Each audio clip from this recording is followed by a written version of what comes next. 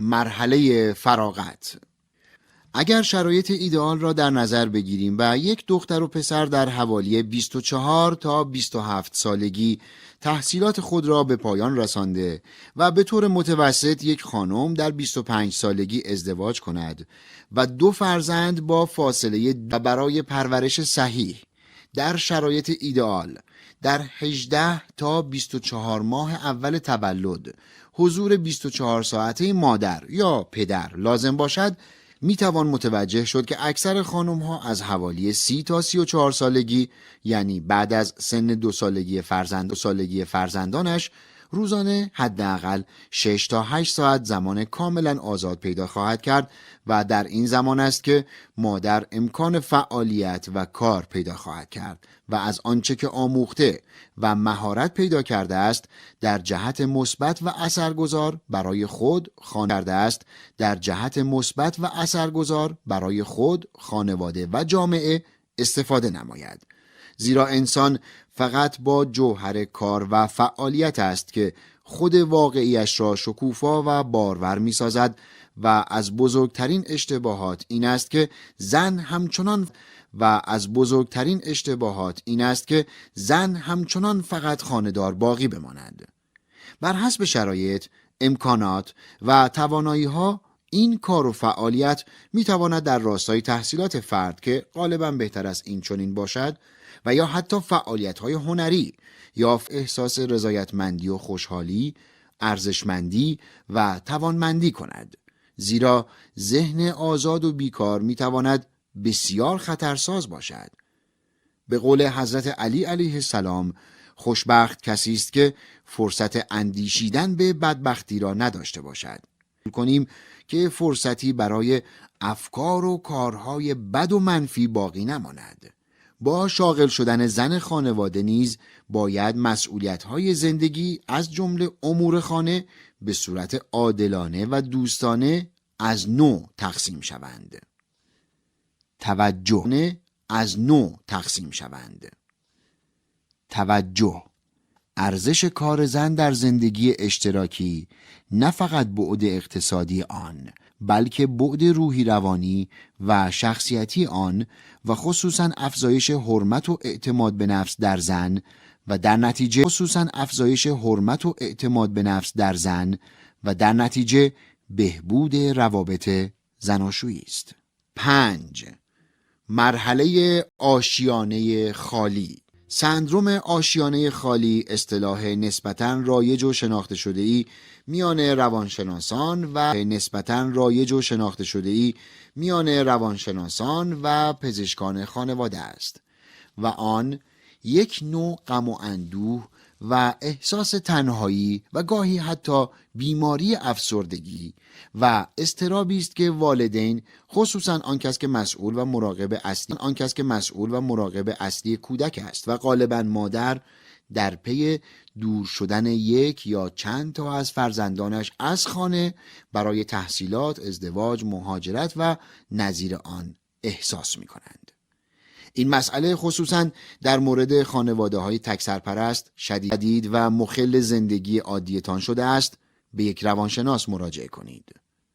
اگرچه دلتان برای تمامی لحظات خوب و حتی بد دوران کودکی و نوجوانی او تنگ شده است، ولی به خاطر داشته باشید که فرزندتان یکی از مهمترین مراحل زندگی، یعنی مستقل شدن را تجربه می کند و پشت سر می گذارد. نقش شما به عنوان مادر همچنان باقی است، ولی فقط وظایفتان تغییر کرده است. درست همانند زمانی که فرزندتان را از شیر گرفتید. نگران سلامتی و یا وقایع بد نباشید. در مقایسه با 20 سال پیش شما مطمئن باشید او کمتر از شما اشتباه خواهد کرد و شرایط او بهتر خواهد بود. هرگز در فرزندتان احساس گناه و یا قصور ایجاد نکنید.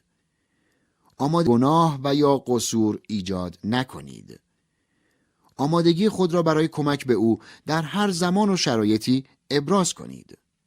در حد توانتان امکانات و شرایط مناسب را برای او فراهم کنید. هر 1-2 هفته با هم تماس تلفنی برقرار کرده و یا نامه برای همدیگر بفرستید. رابطه خود با همسر و دوستانتان را تقویت کنید. اعتماد به نفستان را افزایش دهید. اگر تاکنون یک شغل نیمه وقت داشته اید، یک کار تمام وقت برای خود دست و پا کنید. در صورت تمایل می توانید محل سکونت خود را تغییر دهید. اگر تاکنون انجام نداده اید، در یک کلاس هنری ثبت نام کنید. 6. مرحله میانسالی. سنین میانسالی 45 تا 65 سالگی. سنین میانسالی 45 تا 65 سالگی سنین بحرانی است. زیرا از یک طرف علائم و نشانه‌های پیری کم کم ظاهر می‌شوند، فرزندان خانه را ترک می‌کنند، همان سندرم آشیانه خالی، یائسگی رخ می‌دهد و تغییر در وضعیت شغلی به وجود می‌آید. مجموعه این تغییرات می‌تواند بسیار استرس‌زا و سنگین باشند که نیازمند تدابیر مناسب هستند. به بحث بحران میانسالی و زندگی زناشویی مراجعه کنید. 7. مرحله پیری. مطالعات نشان دادند که آن دست از زوجینی که از یک سلامت نسبی و قابل قبولی برخوردار هستند و زندگی زناشویی خود را بهتر ساختند، میزان لذت و رضایتشان از زندگی دوران پیریشان معمولاً بیش از دوران جوانی و میانسالیشان بوده است.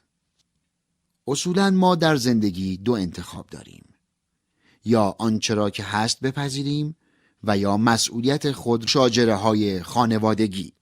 کشمکش و مجادله میان زن و شوهر نه تنها اجتناب ناپذیر است، بلکه طبیعی و حتی برای بارور کردن و تقویت رابطه زناشویی کمک کننده است، به شرط اینکه بدانیم چگونه با آن برخورد و در صورت امکان آن را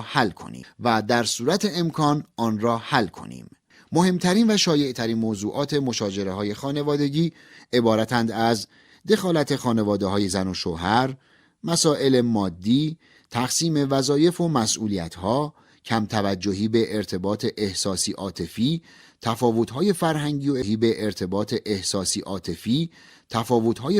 و اعتقادی، پرورش و تربیت کودک، ارتباط جنسی و اعتیاد. برخلاف مراجع قانونی و دادگاه‌ها که در منازعات تقریباً همیشه یک نفر بازنده و طرف مقابل برنده خواهد بود، اساس و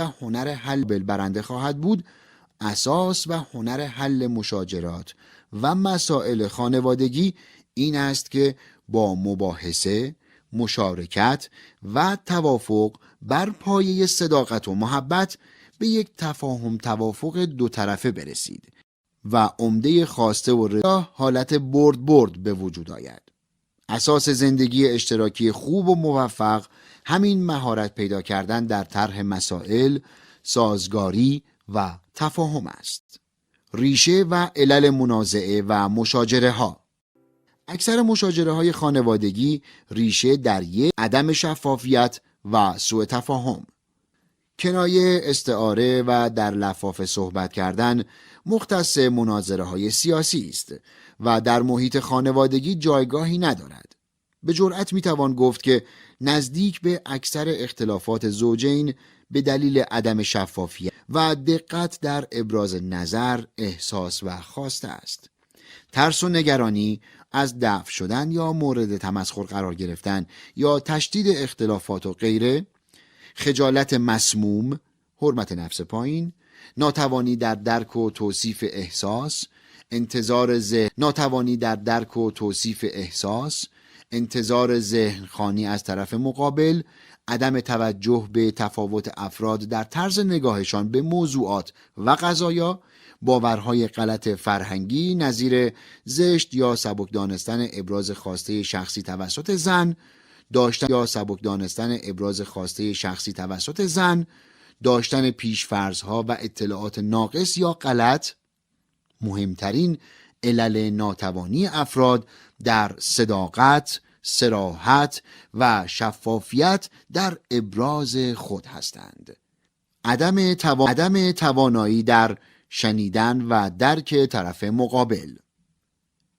به مبحث اصول صحیح برقراری ارتباط و گفتگو مراجعه کنید. حالت تدافعی گرفتن. حتی حیوانات زمانی که احساس کنند قلمرویشان در معرض خطر و تهاجم است، حتی اگر نیت شما خوب باشد. بر حسب شخصیت، باورها و حرمت نفس شخص، قلمرو افراد نیز متفاوت می باشد.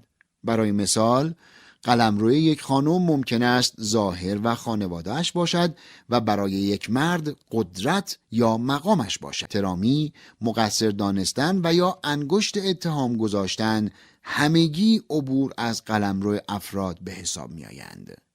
فنون مواجهه با منازعه و کشمکش ها. بر اساس شخصیت، احساسات، خلق و خو و باورها افراد در مواجهه با مشاجره و اختلاف ها ممکن است یکی از این روش ها را اتخاذ کنند. الف، روش اجتناب یا گریز. در این روش فرد از ابراز نظر و عقیده و احساس خود تا حد ممکن خودداری می کند. فرد یا سکوت می کند، به اصطلاح در درون خود می ریزد و خودخوری می کند، و یا با ذکر این که حق با توست می خواهد قضیه هرچه زودتر فیصله یابد، یعنی کنترل موقعیت. چون این روشی پای زن و شوهری را کم نمی کند، بلکه در طولانی مدت موجب بدتر شدن زندگی مشترک می شود. از طرف دیگر، بر حسب اینکه علت مسئله و زمینه ذهنی فرد چه باشد، چون این روشی در طولانی مدت می تواند بر سلامتی فرد نیز اثر بگذارد. در واقع در یک مطالعه جدید منتشر شده در سال 1997 میلادی بر روی 4000 زن و شوهر دیده شده است که میزان مرگ و میر آن دسته از زنانی که و نه مردان در مشاجره های خانوادگی سکوت و روش اجتناب و گریز را پیش میگیرند، در طی 10 سال 4 برابر زنانی بوده است که در مشکلات و اختلافات احساس و نظر خود را ابراز کردند. نکته قابل توجه در این مطالعه این بوده است که چون این روشی تأثیر منفی بر روی آقایان نداشته است که تا حدی قابل توجیه است. زیرا خانم‌ها معمولاً به دلیل ترس و اعتماد به نفس پایین چون این روش خشم و کینه و غم نهفته که از عوامل خطرساز بیماری‌های قلبی و عروقی و سرطان می شود. در جامعه ما چون این افرادی به عنوان افراد مظلوم یا محجوب شناخته می شوند، در حالی که در واقع امر افرادی با خور هستند. ولی آقایان معمولاً با ذهنیت احساس برتری، قدرت و درایت چون این روشی را در پیش می گیرند تا در ذهن پاسخگو و حل کننده خود موضوع تحت کنترل درآید و به اصطلاح مشکل حل شود. به فصل 1 نیز مراجعه. در ناراحتی ها، مشکلات و نزاع ها، نظر، عقیده و احساس خود را با صدای استوار و به طور شفاف و بدون تجاوز به قلمرو فرد مقابل ابراز کنید تا از نظر روانی و جسمی سالمتر بمانید. با توجه به مطالب گفته شده، فقط در 2 صورت میتوان از روش اجتناب یا بیخیالی و به عبارت دقیق تر به تأخیر انداختن طرح مسئله و مشکل و برای مدت کوتاهی. 1. جای بحثی وجود نداشته باشد، نظیر فردی که باور دارد زن کنیزی بیش نیست. و 2. موقعیت بسیار نامناسب و بحرانی است، نظیر عصبانیت یا خشم بیش از حد. ب. روش رقابتی یا تدافعی. به دلیل آموزه‌های فرهنگی و تربیتی از دوران کودکی تا نوجوانی در ذهنیت چنین افرادی زندگی یک میدان جنگ و مبارزه است و نه یک میدان جنگ و مبارزه است و نه مزرعه و کشت. جنگ قدرت است. برنده شدن، اول بودن یا شدن، برتر بودن، برحق بودن و هر آنچه تر و ترین بودن و شدن است. چون این از یکدیگر و یا تشدید مشکلات می شود.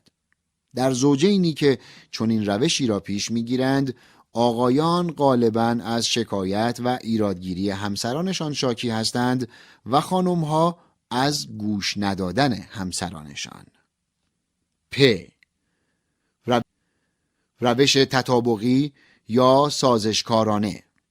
در این روش که تا حدودی شبیه روش اجتناب یا فرار است، فرد در مواردی که موضوع برایش چندان اهمیتی ندارد در مقایسه با طرف مقابل و یا به دلیل ضعف و ناتوانی از خواسته و نظر خود گذشته و با طرف مقابل همراه و هماهنگ می شود. به عبارت دیگر، در چنین روشی فرد تا حدی از خودگذشتگی نشان می‌دهد و اگرچه در کوتاه مدت می‌تواند نتایج مثبتی به همراه داشته باشد، ولی اگر ند و یا در مورد مسائل مهم باشد، در طولانی مدت باعث احساس افسردگی و خشم در فرد گذشت کننده و تخریب رابطه خواهد شد و به محض مناسب بودن موقعیت فرد گذشت کننده اقدام به رهانیدن خود. سازگارانه. در این روش که یک حالت بدبستانی است، هر دو طرف به برخی و یا قسمتی از نظرات، اهداف و خواسته های خود نائل می شوند. به عبارت بهتر، زوجین هر دو تا حدی برابر از خودگذشتگی نشان می دهند. کار نیز تا حدودی خوشنود و خرسند هستند، ولی هنوز در درون ذهن و روحشان خواسته ها و چیزهای برآورده نشده وجود دارد. اگر آن موضوع ها از اهمیت قابل توجهی برخوردار باشد، می تواند در طولانی مدت مسئله ساز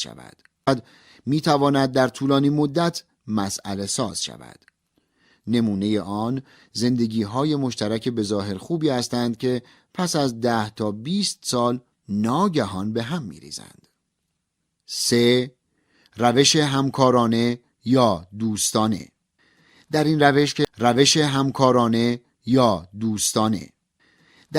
که بهترین نوع حل اختلافات خانوادگی است، دو نفر بر اساس صداقت، مهربانی، انصاف، آگاهی، درایت و با همکاری و همدلی راه حل‌هایی را برای رسیدن به خواسته ها و اهداف هر دو طرف پیدا می کنند. یعنی راه حل برد. همچنان که ملاحظه می شود، برای رسیدن به چنین سطحی از حل مشکلات، زن و شوهر باید زمان و توان زیادی بگذارند و غالباً کمک یک مشاور خانوادگی با تجربه. اصول کلی برای حل دوستانه مشاجره های خانوادگی. 1. عینک بدبینی را بردارید. باید خوشحال باشیم که متفاوت هستیم و گاهی با هم اختلاف پیدا می کنیم. زیرا در غیر این صورت ضمن به یمن چنین اختلافاتی است که می توانیم رشد کنیم، به شرط اینکه راه درست را برویم. 2. با عصبانیت و ناراحتی به رخت خواب نروید. به عنوان یک اصل کلی، زن و شوهر باید در صورت مواجهه با هر مشکل و اختلافی آن را تا قبل از رفتن به رخت خواب در همان روز طرح کرده باشند، حتی اگر ساعات متوالی زمان ببرد، مگر در مواردی که قبلا ذکر شد. البته طرح مسئله لزوماً به منزله حل مسئله نیست، زیرا بسیاری از مشکلات و اختلافات قابل رفع نیستند. صرف آگاهی طرفین از آن و تا حد امکان رعایت حق و حقوق یکدیگر و سازگاری نسبی باعث فروکش نمودن مشکلات خواهد شد. 3. به دنبال مشکل باشید، نه یکدیگر. در مشاجره ها باید به دنبال ریشه ها، علل، باید در هر جلسه تا حد امکان از طرح مسائل گذشته خودداری نمود. 4. با گوش جان بشنوید. مشکلی که اکثر آقایان دارند. تا زمانی که نتوانستید خود را در موقعیت او قرار دهید، از هر نوع پاسخ و کلامی خودداری کنید. همسرتان باید به معنی واقعی دریابد که او را گوش داده و درک کرده اید. مشغول کاری بودن، عدم نگاه مستقیم، به دنبال پاسخ گشتن، جملاتی نظیر تو نباید این به دنبال پاسخ گشتن، جملاتی نظیر تو نباید اینطوری فکر کنی، همگی نشانه این هستند که شما او را نشنیده اید. به فصل 4 مراجعه کنید. 5. خود را به درستی ابراز کنید. مشکلی که خود را به درستی ابراز کنید. مشکلی که اکثر خانم ها دارند. هرچه صدایتان بلندتر باشد، احتمال شنیده شدن شما کمتر خواهد بود. تمرین کنید حتی با وجود عصبانیت، کلام، نظر و احساس خود را با صدای آرام ولی استوار و کاملا شفاف، ساده و مستقیم بیان کنید. از هر گفتاری که بوی تهدید، سرزنش و بی احترامی می دهد جداً خودداری کنید. حتی الامکان انتظار خود را به طور مثبت بیان کنید. به فصل 4 مراجعه کنید. اگر نپرسید و نخواهید، چیزی به دست نخواهید آورد. 6. مطلق فکر نکنید و پیش داوری نکنید. استنباط، عقیده و ایده هایمان. حتی در مواردی که نزدیک به 100% در مورد مسئله مطمئن هستید، این احتمال را بدهید که ممکن است اشتباه کرده باشید و آماده پذیرش قصور و یا اشتباه خود باشید و شجاعانه اصلاحات لازم را انجام دهید. 7. قانون 5-1 را رعایت کنید. زمانی می توانید روی یک نکته یا رفتار و یا ویژگی منفی همسرتان انگشت بگذارید و متذکر شوید که در آن روز قبلا حداقل 5 ویژگی و نکته مثبت او را برشمرده و مورد ستایش قرار داده باشید. 8. روش کنترل عصبانیت و ابراز خشم را بیاموزید. در زمان عصبانیت به دلیل فعالیت بیشتر لایه‌های پایین‌تر مغز، یعنی بعد احساسی و حیوانی، و فعالیت کمتر قسمت‌های قشری مغز، یعنی مراکز تعقل و تفرد، و به سادگی به دست نمی‌آید. اگر توان کنترل خشم خود را ندارید، از همسرتان بخواهید ادامه بحث به زمان دیگر ولی در همان روز موکول شود. 9. راه حل‌های ممکن را لیست کنید.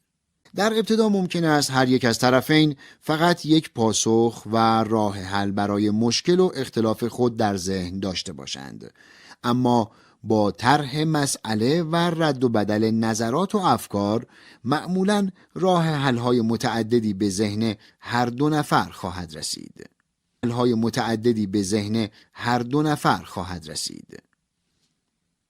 10. به نتیجه گیری برسید.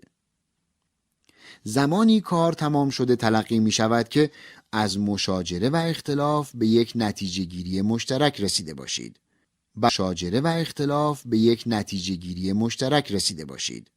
برای رسیدن به چنین مرحله‌ای باید دو طرف دارای چند پیش شرط و ویژگی باشند: توانا، دانا، صادق و مهربان. 11.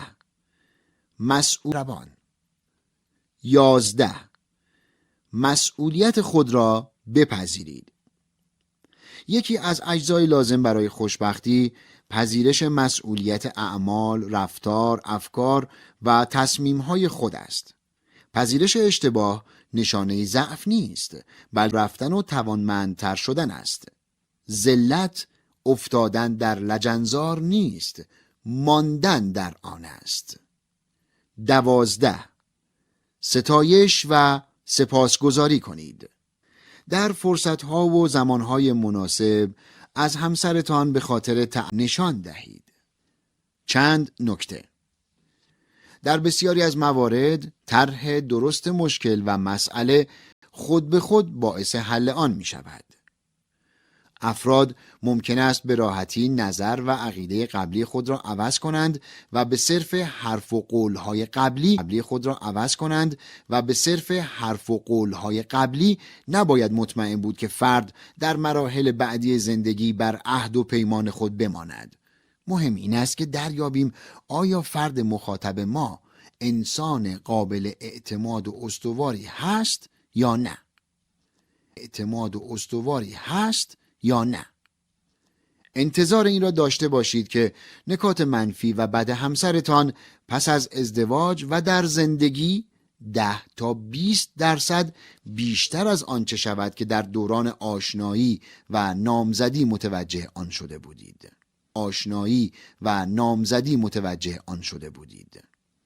در بسیاری از موارد ما مجبور هستیم که به جای انتخاب میان خوب و بد دست به انتخاب میان بد و بدتر بزنیم. هر مسئله‌ای تقریباً همیشه دارای راه حل‌های مختلفی است و فقط کمتر از 5% چیزهای دنیا مطلق هستند.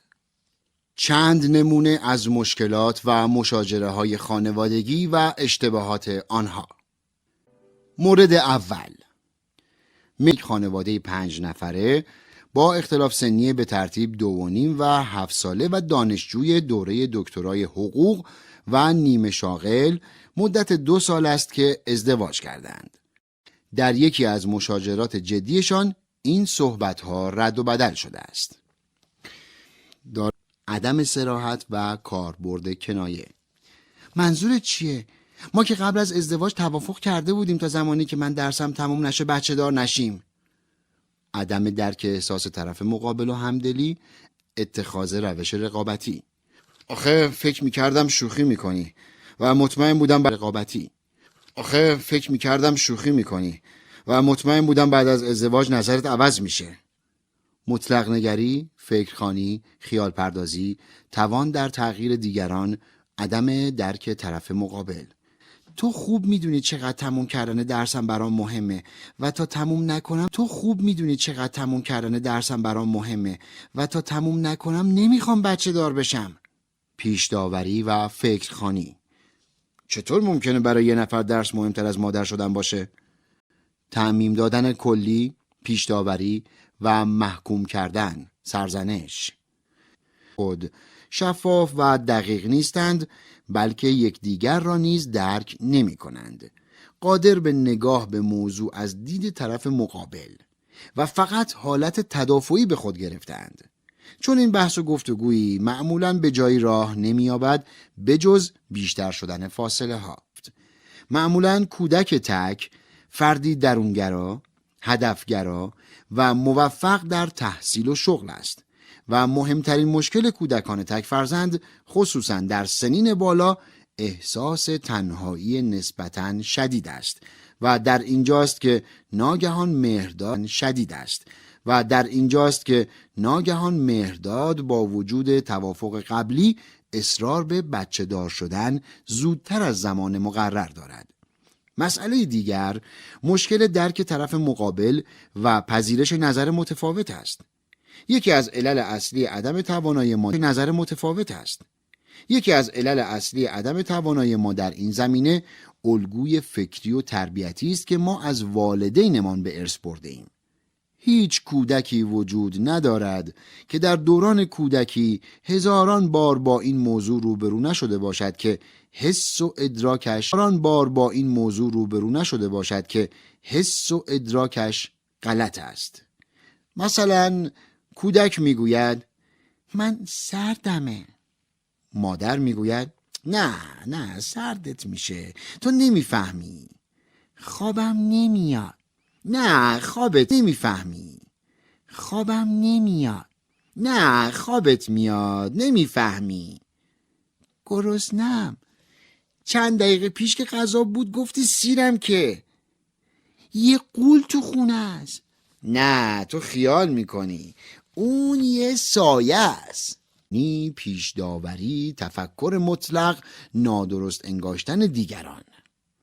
از طرف دیگر می توان انتظار داشت که احتمالاً مهناز به دلیل تجربه بسیار تلخش از دوران کودکی، احتمالاً به دلیل نقش مادری که برای برادر 7 سال کوچکتر از خودش داشته است و تمایل چندانی به بچه ندارد. برای یک مادر بچه داری با استرس بسیار بالایی همراه است، چه برسد که یک کودک با نادانی و ناتوانی بیشتر نقش یک مادر را ایفا کند. یکی از سناریوهای نسبتاً درست برای مشاجره این زوج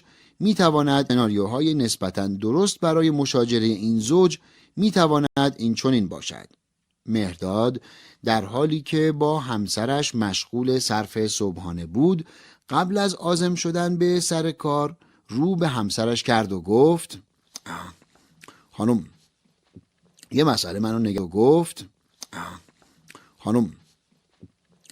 منو نگران میکنه و ذهنمو مشغول کرده و اگرچه میدونم قبلا در موردش با هم صحبت کردیم، ولی میخوام اگه وقت داشته باشی امروز با هم یه صحبتی داشته باشیم. راستشو بخوای میخوام در مورد بچه یه بار دیگه به طور خیلی جدی با هم صحبت کنیم. اگه اینقدر باعث اذیت و آزارت شده، چرا که نه؟ امروز بعد از شام چطوره؟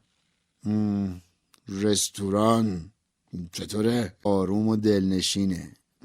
چه بهتر. بدین ترتیب یک موقعیت مناسب برای طرح مسئله از قبل آماده می شود و دو نفر با آگاهی نسبی آماده می شوند تا مسئله را به درستی مورد بررسی قرار دهند. طول مسیر و زمانی یادآوری برخی از خاطرات خوب گذشته سپری می شود تا اینکه مهرداد در پایان موضوع را طرح می کند. من متوجهم که گرفتن مدرک دکترا چقدر برات مهمه و اصلا علت این که خودم دیر ازدواج کردم همین تموم کردن درس و موفق شدن توی شغلم بود. به خاطر همینم با تو موافقت کردم تا درس تموم نشده بچه دار نشیم. اما الان که رسیدم اینجا، با اینکه تو رو دارم و از زندگیمون لذت میبرم ولی یه حسی منو آزار میده. شاید به دلیل اینکه خودم تک فرزند بودم یه حالت تنهایی عجیبی حس میکنم. آره، احساس تنهایی خیلی اذیت کننده است، میدونم. منم که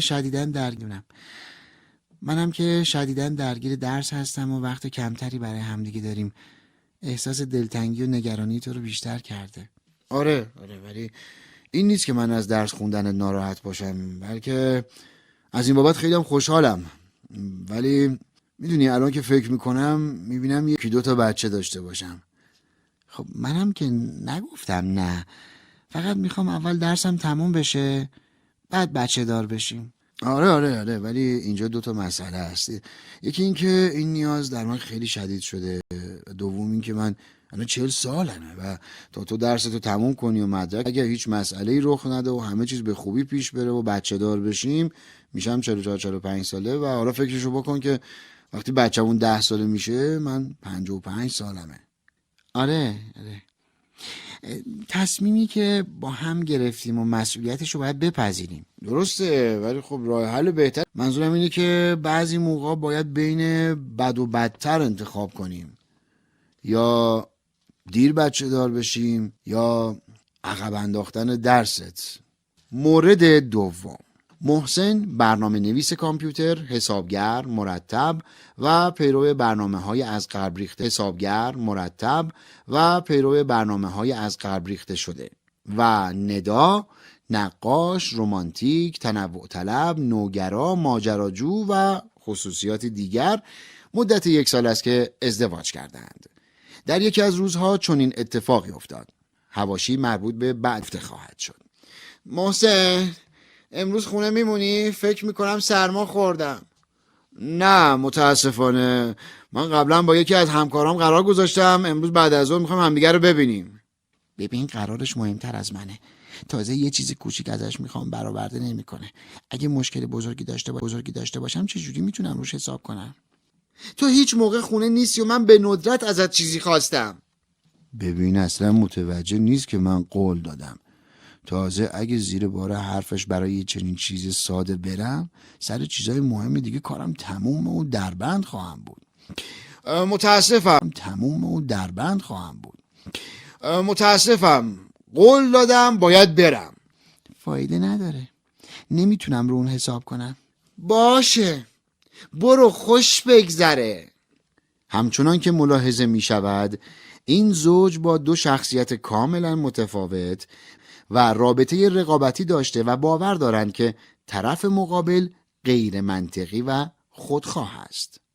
مورد سوم، اکبر یک مکانیک ماهر با اعتماد به نفس بالا، خودکفا، اجتماعی و زودجوش است. در مقابل همسرش شیرین یک معلم با تجربه است و کمتر در مهمانی ها شرکت می کند و از زیر ذره‌بین بودن دیگران گریزان بوده و سعی می کند در جمع هایی که حاضر می شود خوب بدرخشد. در یک روز که شیرین قصد داشت تا تابلویی را به دیوار خانه نصب کند، در بستن پیچ با مشکل و سختی روبرو شد و این گفتگو رخ داد. مثل این که مشکل داره، بهتره کمکش کنم. بذار من درست کنم. فکر میکنه دست و پا چلفتی اما بهم اعتماد نداره. نه میتونم خودم، فقط میخواستم کمکت کنم. همیشه همینطوری هستی، فکر میکنی هیچ کاری از دست من بر نمیاد. آره میبینم، حتی نمیتونی یه پیچو درست بذاری. بیا دیدی گفتم همیشه منو تحقیر میکنی. بابا چرا اینقدر بزرگش میکنی؟ فقط میخواستم کمکت کنم.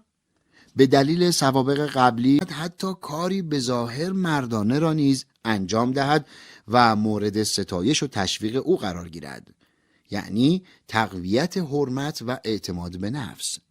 اگرچه در انجام کار با مشکل روبرو بود، ولی با دخالت همسرش حس اعتماد به نفس پایین شیرین از ضمیر ناخودآگاه به ضمیر خودآگاه آمده و حرف اکبر را نه یک کمک بلکه تحقیر تصور کرده و بذار برات درستش کنم را تو نمیتونی و ناتوانی ترجمه و تفسیر میکند. اگرچه اکبر برای جلوگیری از چنین مسئله‌ای میتوانست به جای آن جمله چیزی شبیه این بگوید که عزیزم اون کار برای من هم نسبتاً سخته، اگه دوست داشته باشی منم کمک کنم. در این مرحله اکبر رفتار شیرین را قدر ناشناسی و تدافعی تلقی می کند و شیرین رفتار اکبر را مداخله گرانه و کنترل کننده. و در اینجاست که یک چیز ظاهراً کم اهمیت به تحقیر و سرزنش یکدیگر و مجادله جدی ختم می شود. اگر اکبر و شیرین محوریت و قالب خود در آمده بودند و به موضوع از دید یکدیگر نگاه می کردند، شیرین کلام اکبر را از روی محبت و قصد کمک تلقی می کرد و اکبر مراقب بود میل و خواسته شیرین برای نشان دادن توانمندی و قابلیتش را زیر سوال نبرد. مورد چهارم، بابک یک پزشک تازه فارغ التحصیل و همسرش ترانه یک معلم است. با داشتن 2 فرزند، ترانه برای پرورش بهتر کودکان و فراهم آوردن محیط بهتری برای زندگی به طور موقت از بابک برای یک کنفرانس نسبتاً مهم پزشکی برای مدت 2 روز به یکی از شهرهای دوردست جنوب کشور رفته است. پس از پایان شب اول کنفرانس، بابک با منزل تماس می‌گیرد. ترانه خوشحال میشه که ببینه با چند تا از استادای معروف آشنا شدم. و اطلاعات جالب و جدیدی در برخی از زمینه‌های طبی اینجا رد و بدل شده. کنفرانس عالیه. تو چطوری؟ اونجا داره کیف میکنه و من 2 بچه مریض رو دستم مونده و تنها. حنا و مخمل مریضن. مثل اینکه خوابی برام دیده. چی شده؟ چشونه؟ ببینم احساس مسئولیتی از خودش نشون میده؟ اونا آبل مرغون گرفتن و تب دارن. خب آبل مرغون که معمولا چندان چیز جدی نیست و اون داره بزرگش میکنه. خب امیدوارم نگرانیش کم شده باشه. فردا دوباره زنگ میزنم. وقتی بهش نیاز دارم هیچ موقع نیست. آها، فردا زنگ میزنی. یعنی زحمت میکشی. این زوج به ظاهر با هم بسیار خوب و هماهنگ هستند و زندگی خوبی دارند. اما آنچه که از ذهنیت آنها معلوم می شود که بعداً در مشاوره آشکار شدند، به قضیه کاملاً از 2 دید متفاوت نگاه می کنند. از نظر بابک که پزشک نیز هست، بیماری 2 فرزندش چندان جدی نبوده. اگر بود ترانه از او میخواست حتما برگردد و همسرش میتواند آن را اداره کند و در ضمن 1 روز بعد به منزل باز خواهد گشت. دیدی کاملا منطقی و حسابگرانه. اما در مقابل ترانه که از یک طرف از خودگذشتگی کرده و کارش را رها کرده و از طرف دیگر با بیماری فرزندانش مواجه شده است و کنفرانس همسرش هم چندان حیاتی نیست، حداقل انتظاری که دارد این است که همسرش کمی با او همدلی و احساس مسئولیت کند و به اصطلاح ببیند همسرش به فکر آنهاست. حتی یک پیشنهاد و حتی از بابک بخواهد که کنفرانس را به پایان برساند و بعد برگردد.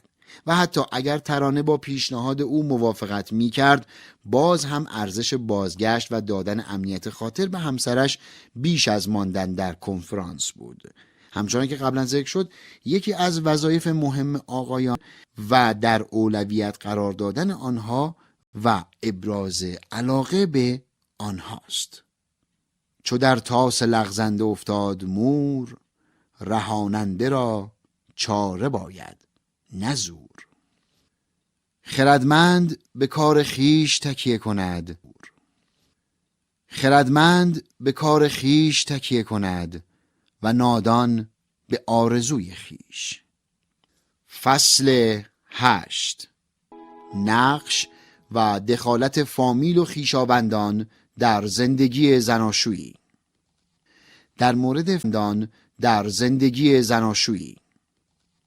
در مورد فرزندخوانده به مبحث مشکلات زناشویی در رابطه با پرورش و تربیت کودکان مراجعه کنید. زندگی در کنار هم و برقراری ارتباط با دیگران ارزشمند و معنی بخشتر خواهد بود و چه بهتر اینکه این فامیل میتواند هم نعمت باشد و هم گاهی نقمت و لازمه بهره‌مندی بیشتر از نعمتهای آن این است که بدانیم چه چیزهایی باعث استحکام و بهبود آن و چه عواملی باعث تخریب آن میشوند. به عنوان یک و عاشقانه تر باشد، ارتباطهای خویشاوندی آنها نیز بهتر خواهد بود. برای رسیدن به این سطح از ارتباط باید یک اصل کلی را همیشه به خاطر سپرد. زن و شوهر و البته فرزندانشان همیشه در درجه اولویت و مقام اول قرار دارند و سایر اعضای فامیل حتی پدر و مادر در درجه دوم، سوم و الی آخر. به عبارتی اغراق‌آمیز اگر زن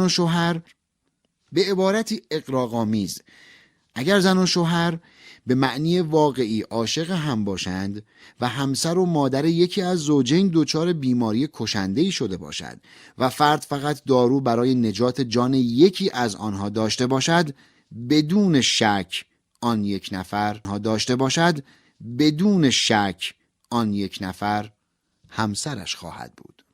ویژگی‌های پدر و مادرهای خوب زوجین. پدر و مادر عروس یا داماد زمانی مسئولیت خود را به خوبی ایفا کردند و می توانند ادعا کنند خوشبختی فرزندشان را می خواهند که حداقل دارای خصوصیات و افکاری این چنین باشند. 1. با عروس یا داماد خود همچون فرزند بزرگشان و کار شکل گرفته و رشد می کند. 3. تا زمانی که از آنها خواسته نشده است به عروس یا داماد خود پند و اندرز نمی دهند مگر در شرایط بسیار حیاتی، مثلا متوجه شوند که عروس یا دامادشان کنجگر و خیلی چیزهای دیگر هستند. 4. حتی اگر انتخاب فرزندانشان با آنها یکی نباشد، برای آنها صمیمانه آرزوی خوشبختی کرده و آنچه را در توان دارند برای خوشبختی آنها دریغ نخواهند کرد و همیشه برای کمک کردن حاضر هستند در حد توان. 5. هیچگاه بد عروس یا داماد خود را نمیگویند و در صورت لزوم به انتقاد و شکایت پس از تأمل بسیار و سبک سنگین کردن موضوع آنگاه به طور مستقیم به خود فرد انتقال خواهند داد، نه به فرزندشان.